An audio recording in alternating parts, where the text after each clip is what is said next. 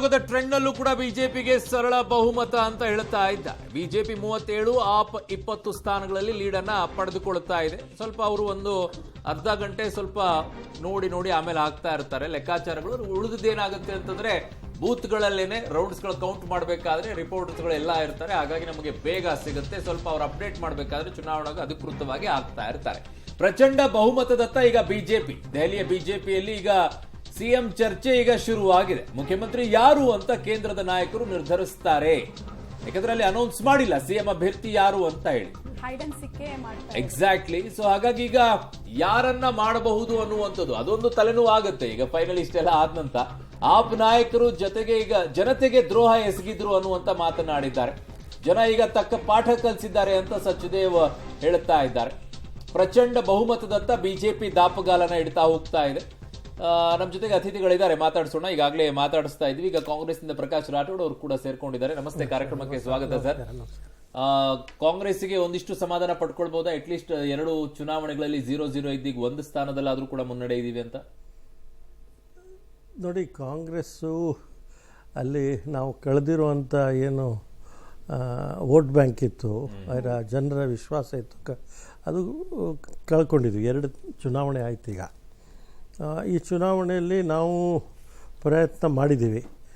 ನಮ್ಮದು vote share ಜಾಸ್ತಿ ಆಗಬೇಕು, ಮತ್ತು ಎಲ್ಲೋ ನಿರ್ಣಾಯಕ ಸೀಟ್ಗಳು ಬಂದರೆ ಎಲ್ಲೋ ಒಂದು ಕಡೆ ನಮಗೆ ಅನುಕೂಲ ಆಗ್ಬೋದು ಮುಂದಿನ ದಿನಗಳಲ್ಲಿ ಅಂತ ನಮ್ಮ ಭಾವನೆ. ಈಗ ಒಂದು ನಾವು ಆಪ್ ಜೊತೆಗೆ ರಾಷ್ಟ್ರ ಮಟ್ಟದಲ್ಲಿ ಆ ಇಂಡಿಯಾ ಒಕ್ಕೂಟ ಮಾಡಿ ಅವ್ರ ಜೊತೆಗಿದ್ದಾರೆ. ಆದರೆ ರಾಜ್ಯಗಳ ಚುನಾವಣೆ ಬಂದಾಗ ನಮ್ಮ ಎಲ್ಲ ಪಾರ್ಟಿಗಳ ನಿರ್ಣಯ ನಮ್ಮನ್ನು ಒಪ್ಕೊಳ್ತಾ ಇಲ್ಲ. ಕೇಜ್ರಿವಾಲ್ ಇಲ್ಲ. ಈಗ ರವಿಕುಮಾರ್ ಅವರೇ, ಒಂದು ಹೇಳ್ತೀನಿ, ರಾಹುಲ್ ಗಾಂಧಿ ಬಗ್ಗೆ ಚರ್ಚೆ ನಮ್ಮ ಪಕ್ಷಾತೀತ ನಾಯಕರು, ಅದರಲ್ಲಿ 2 ಮಾತಿಲ್ಲ. ಮತ್ತು ಅವರ ನೇತೃತ್ವದಲ್ಲೇ ನಮ್ಮ ದೇಶದಲ್ಲಿ ನಾವು ಹೋಗ್ತಾ ಇದ್ದೀವಿ. ಹೇಗೆ ನೀವು ಬಿಜೆಪಿಯು ಅವರು ಮೋದಿಯವರ ನೇತೃತ್ವದಲ್ಲಿ ಹೋಗ್ತಾ ಇದ್ದಾರೆ. ಸೊ ಈಗ ಮೊದಲ ಬಾರಿಗೆ ಮುನ್ನಡೆಯನ್ನ ಅರವಿಂದ್ ಕೇಜ್ರಿವಾಲ್ ಅವರು ಪಡ್ಕೊಳ್ತಾ ಇದ್ದಾರೆ.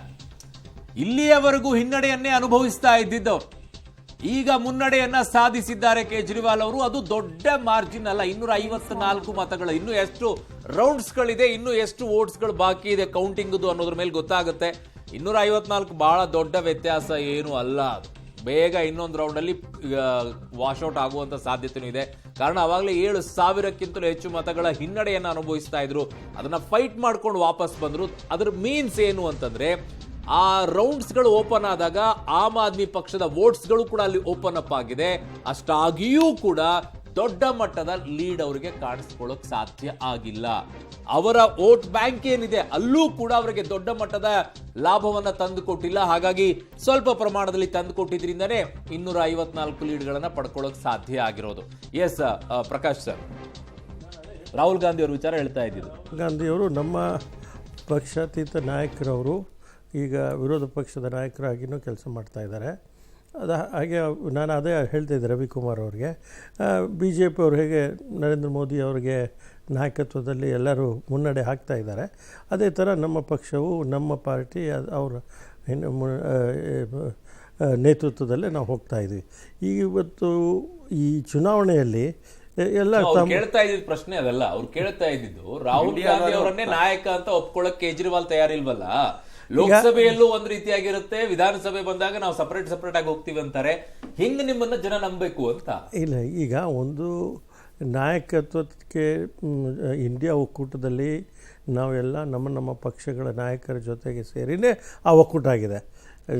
ಕೇಜ್ರಿವಾಲ್ ಅವರು ನಾಯಕರಾಗಿ ರಾಹುಲ್ ಗಾಂಧಿಯನ್ನು ಒಪ್ತಾರೋ ಇಲ್ವೋ, ಇಲ್ಲ ಬೇರೆ ಪಕ್ಷದವರು ಒಪ್ತಾರೋ ಇಲ್ವೋ, ಕಾಂಗ್ರೆಸ್ ಪಕ್ಷಕ್ಕೆ ಅದು ಅವರ ನೇತೃತ್ವ ವಹಿಸಿರೋದು ಈಗ ಸದ್ಯದಲ್ಲಿ ಲೀಡರ್ ಆಫ್ ಅಪೋಸಿಷನ್ ಆಗಿ ಅವರು ನೇತೃತ್ವದಲ್ಲಿ ಹೋಗ್ತಾ ಇದ್ವಿ. ಸೊ ಅದರಲ್ಲಿ ಪ್ರಶ್ನೆನೇ ಇಲ್ಲ. ಕೇಜ್ರಿವಾಲ್ ಏನಂತಾರೆ, ಇಲ್ಲ ಬೇರೆ ಪಕ್ಷದವ್ರು ಏನಂತಾರೆ, ಅವರು ಟೀಕೆ ಮಾಡೋದು ಅವರ ಏನು ಟೀಕೆ ಮಾಡೋ ನೀತಿ ಇದೆ ಅದನ್ನು ನಾವೇನು ಕ್ವೆಶ್ಚನ್ ಮಾಡೋಕ್ಕಾಗಲ್ಲ.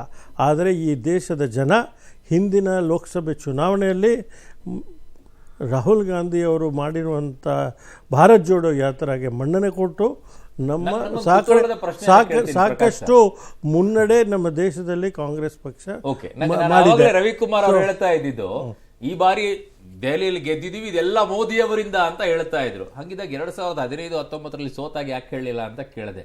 ಹಂಗೆ ನಿಮಗೂ ಕೇಳ್ತೀನಿ, ರಾಹುಲ್ ಗಾಂಧಿ ಅವರ ಸೋಲೆನ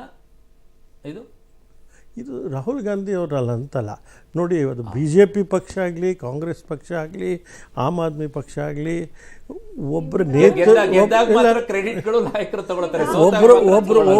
ಕೇಳಿ ಒಂದು ನಿಮಿಷ, ಇಲ್ಲ ನಾವು ಹೇಳೋದೇನೆಂದರೆ ಯಾವುದೇ ಪಕ್ಷ ಆಗಲಿ ಒಬ್ಬ ನಾಯಕರನ್ನ ನೇತೃತ್ವದಲ್ಲಿ ಎಲೆಕ್ಷನ್ ಹೋದರೂ ಸಹ ಈ ಒಂದು ನೆಟ್ವರ್ಕ್ ಇರುತ್ತೆ. ಪಕ್ಷದಲ್ಲಿ ಹಲವಾರು ಹಂತದಲ್ಲಿ ಕಾರ್ಯಕರ್ತರು, ಮುಖಂಡರು ಕೆಲಸ ಮಾಡ್ತಾರೆ. ಸೊ ನಾವು ಇವರ ನೇತೃತ್ವದಲ್ಲಿ ಹೋದರೆ ಫ್ರೀ ಆಗಿದ್ವಿ, ಈಗ ಹಾಗಾದರೆ ಮೋದಿಯವರ ನೇತೃತ್ವದಲ್ಲಿ ಕಡಿಮೆ ಆಯಿತು ಸೀಟು ಅಂದರೆ ಅವ್ರ ಮೇಲೆ ನಾವು ಬ್ಲೇಮ್ ಮಾಡೋಕ್ಕಾಗತ್ತಾ? ಇಲ್ಲ.